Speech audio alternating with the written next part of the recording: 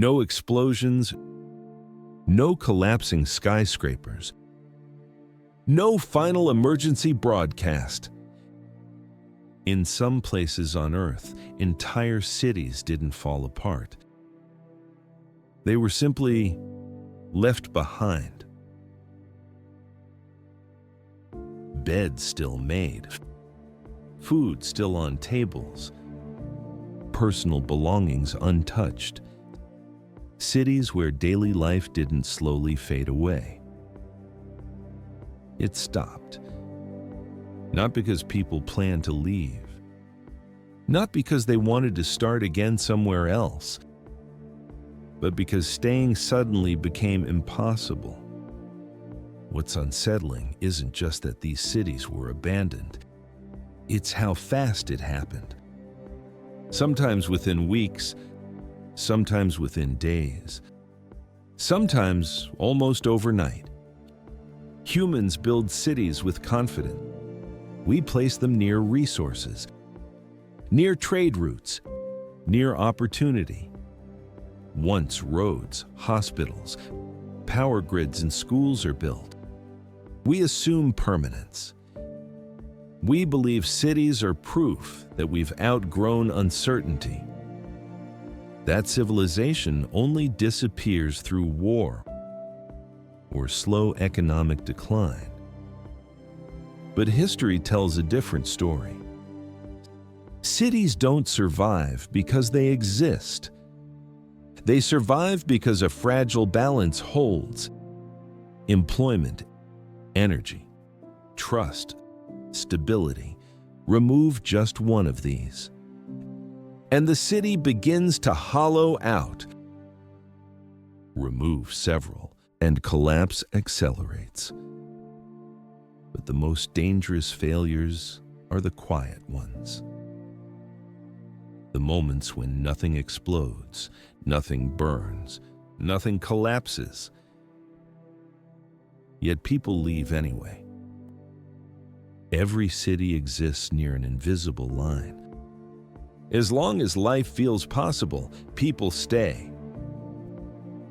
But once daily routines require more effort than reward, once hope quietly drains away, a city crosses a threshold. After that point, abandonment is no longer dramatic, it's logistical. Families leave one by one. Businesses close silently. Lights stop turning on at night. And by the time the world notices, the city is already gone. Tonight, we're exploring places that crossed that line. Not ancient ruins, not cities destroyed by war, but modern cities, built with ambition, technology, and confidence. That still failed. At first glance, Ordos looks like success. Wide highways stretch into the distance. Glass towers rise from empty streets. Entire districts appear finished, polished, complete. A city designed for more than 1 million people. But something feels wrong. There is no movement, no traffic, no crowds, no urgency. Almost no one lives here. Ordos is located in Inner Mongolia, northern China. In the early 2000s, the region experienced a massive economic boom. Coal money flooded in. Local governments believed they were witnessing the future. A rare opportunity to build a modern city from nothing. And so they did. They didn't wait for demand. They didn't wait for migration. They built first.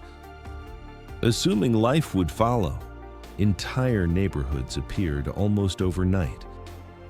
Government buildings, museums, universities, shopping centers. Infrastructure wasn't the problem. The problem was purpose. Jobs never arrived in sufficient numbers. Industries failed to follow housing development. Apartments became financial instruments, not homes. Lights stayed off. Walking through Ordos feels unnatural. The streets are clean. The buildings are intact. Nothing is broken. And yet the city feels unfinished, not abandoned after collapse, but abandoned before life ever truly began.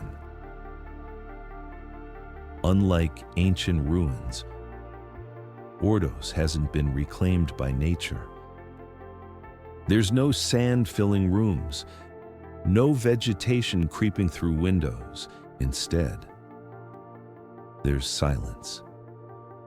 A city frozen between intention and reality. Ordos reveals something deeply uncomfortable. You can plan a city perfectly. You can design traffic flow, zoning, infrastructure. But you cannot force people to live there. Cities don't exist because they are built. They exist because people choose them.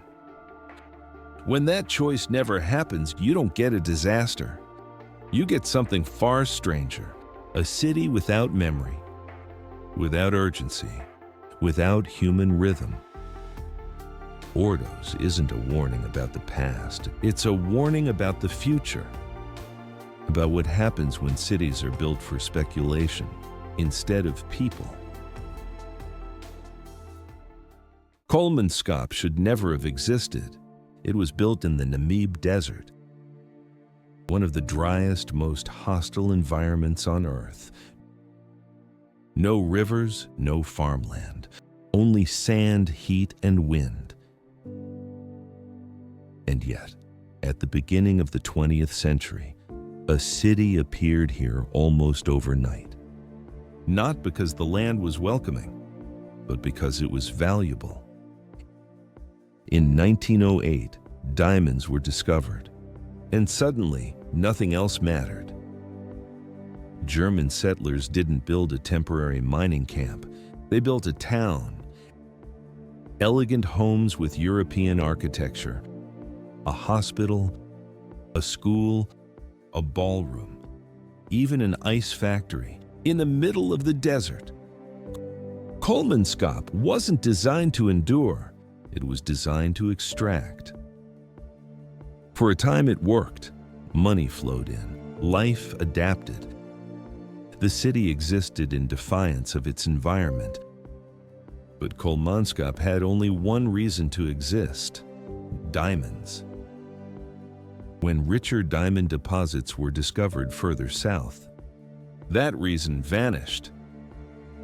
Mining operations moved. Jobs disappeared. Supplies slowed. Families began to leave, quietly, deliberately. There was no evacuation order, no moment of panic, just the shared understanding that staying no longer made sense. And then, the desert reclaimed what it had never surrendered. Sand crept through windows, poured down staircases, filled bedrooms and hallways. Entire houses were buried from the inside out. Kolmanskop wasn't destroyed. It was simply abandoned and absorbed. Kolmanskop teaches a brutal lesson. Cities don't collapse only when they fail. They collapse when their reason disappears. Without purpose, even walls and roofs are temporary. Burj Al Babas was never meant to feel real. It was designed to look like a dream. Hundreds of identical castle-style villas lined up across rolling hills in northwestern Turkey, each one with turrets, balconies, arched windows, a vision pulled straight from fairy tales and mass-produced. Construction began in the early 2000s. The plan was ambitious, a luxury housing development for foreign investors, primarily wealthy buyers from the Middle East, drawn by the promise of European-style living, privacy, and exclusivity. But unlike traditional cities, Burj Al Babas was never built around community. There were no schools, no hospitals, no local economy, only houses, hundreds of them. The assumption was simple. If the dream looked beautiful enough, people would come.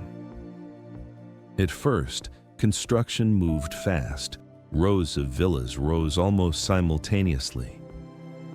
Concrete frames turned into pastel facades. Roofs appeared. Windows were installed. From above, the city looked complete. From the ground, something felt wrong. Every building was nearly identical. Every street repeated the last. There were no signs of daily life, because none had ever begun. Then the dream collapsed. In 2018, the development company declared bankruptcy. Rising construction costs, currency instability, a slowing real estate market. Sales froze, investors pulled out, work stopped almost immediately. Cranes fell silent. Construction crews vanished. Materials were left where they lay. Hundreds of villas stood unfinished, but close enough to completion to feel unsettling. Burj Al Babas wasn't abandoned after people left. It was abandoned before anyone arrived. There were no evacuation orders, no final days of normal life. Just a sudden realization, this place had no future. Walking through Burj Al Babas today feels disorienting, not because it's decayed, but because it never aged. No wear patterns, no personal objects, no traces of memory. Only repetition. A city designed without friction, without randomness, without humanity. Burj Al Babas reveals a different kind of failure, not environmental, not political, not natural, but conceptual. It shows what happens when cities are designed as products instead of places. When architecture is optimized for appearance, not experience. When homes exist as investments, not shelters. Like Ordos, Burj Al Babas proves something unsettling. You can build thousands of structures and still build nothing at all. Varosha was once one of the most desirable places in the Mediterranean. Luxury hotels lined the coast. Tourists filled the beaches. Then, in 1974, everything stopped. Following a military invasion, residents fled. The district was sealed. No return was allowed. Days turned into years. Years turned into decades. Nature crept back in. Hotels decayed. Balconies collapsed. Streets emptied. Varosha wasn't abandoned because it failed. It wasn't abandoned because it was unsafe. It was abandoned because of a decision, a reminder that cities can be erased, not only by economics or nature, but by politics. Different continents, different cultures, different causes. Yet the pattern is always the same. Cities don't disappear when people want to leave. They disappear when the systems that support them fail faster than humans can adapt. Economics, energy, environment, politics. Once that invisible threshold is crossed, there is no gradual decline, only abandonment. Ordos shows us what happens when cities are built without human demand. Kolmanskop shows us what happens when a city's purpose disappears. Burj Al Babas shows us what happens when cities are built for fantasy, not for life. When nature removes choice. Varosha shows us what happens when politics freezes time, different failures, same outcome. Modern cities feel permanent. We trust them. We plan our lives around them. but history suggests otherwise. Every city exists on borrowed time, dependent on invisible systems we rarely question. And when those systems fail, cities don't slowly fade away. They are left behind. Sometimes overnight. Hidden Earth TV explores the forgotten, the abandoned, and the unseen parts of our planet. If you want to discover more places where humanity once thrived and then vanished, subscribe to Hidden Earth TV.